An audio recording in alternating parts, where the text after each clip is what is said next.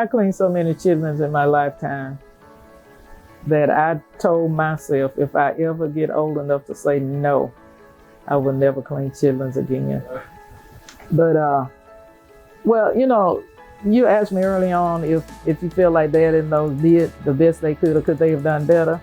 And I really don't think they could have done any better. They did everything. The provision, the family provision. I laugh now when I think about how we go grocery shopping and stuff like that.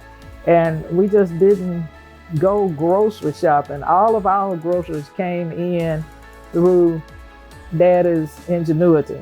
Daddy hunted, fished. He just did everything. And anything he brought, Mother fixed it.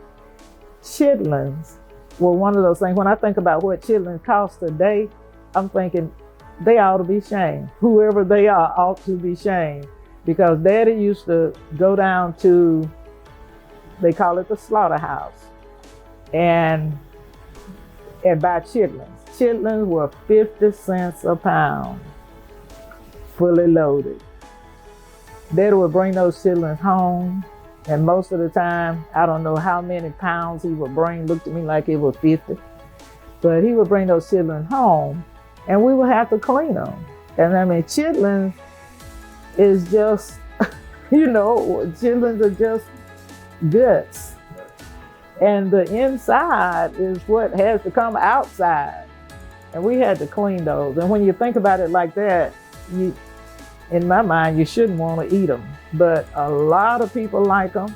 I liked them when I was growing up. I just kind of moved away from them for my own health reasons. But we would sit out there, at least we had a water hose, and clean chitlins until they were all clean. And then you got to turn around and eat them.